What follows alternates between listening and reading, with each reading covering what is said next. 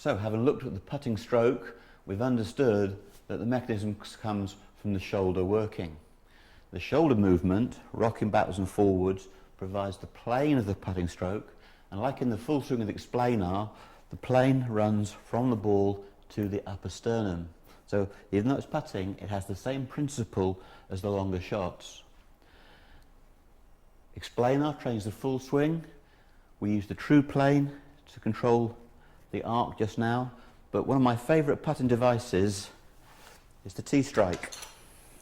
This is designed by a P.G.A professional, Andy Gorman, and it really is very, very simple, and it teaches us to have a good putting mechanism where the putt head tracks on the right plane, but allows us still to release our hands. So as you saw in the earlier piece, our first job is to aim the face. Once we aim the face, we build the grip. Now at this point, you can see that the T-stroke actually has an effect because both my forearms are resting. Now the beauty of that is that the constraint of the T-stroke obliges that I have good posture. The next thing that it does, it demands that the stroke I make is based upon my shoulders. If I went back in a straight line, I would see the T-stroke visually going in a twisted action, and it feels uncomfortable on my forearms. The beauty about T-stroke is that if you get your forearms right at address and then roll the ball, you can see that you're guaranteed to get good forearm rotation. Now, we don't take the hands out of putting. There'd be no feel. What we're trying to do is have a hand action within the putting stroke. So T-stroke does that for us. T-stroke controls the relationship of the grip and the forearms, but in turn that controls the way the shoulders behave. And if the shoulders behave properly, the putter head behaves properly. So many of us worry about the putter head when the cause of the putter head's journey is not in the putter itself, but in the biomechanical movement of the shoulders. So let's just watch that one more time. Aiming the face, taking the grip, the T-stroke is resting sweetly across my forearms.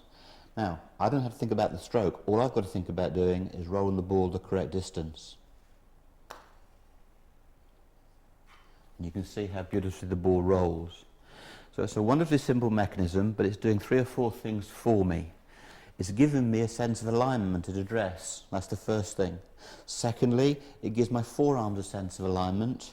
And visually, I can feel and see that my shoulders are sympathetic to the T-stroke.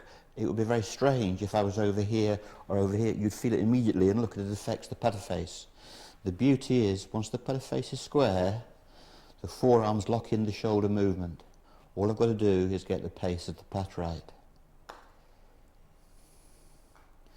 You can also trust the fact that the face is square at impact.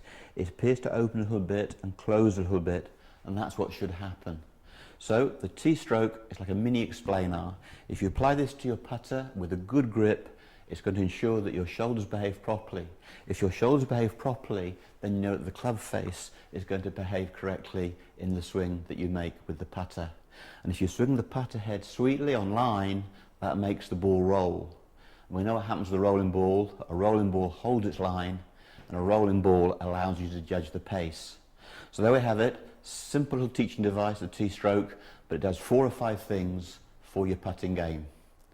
You can't do without one.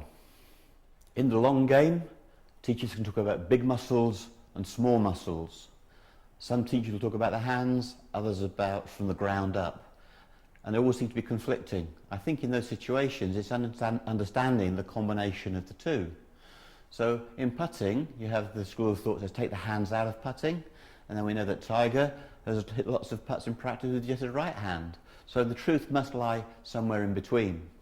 And when it comes to teaching the golf swing, over the last 40 years that I've been doing that, I've come to the firm conclusion that the hardest thing to teach and to learn for a pupil is the first inch of the backswing, that ignition, because we're static, and then in a nanosecond we can become very athletic and very dynamic. So I designed the Explanar to teach you the first inch of the backswing.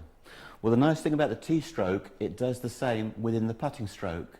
it actually allows you to release your hands, but it locks your hands into the biomechanical plane that's determined by your shoulders and by your posture. So the great thing is you have a sense of alignment with T-stroke, but you have a great sense of connection. And if that connection is good and safe, you're free to hit the putt with your hands. So offering the putter head first and aiming it is straightforward. We have to do that whatever we're putting. Now we build the grip with the T-stroke resting quietly across my forearms.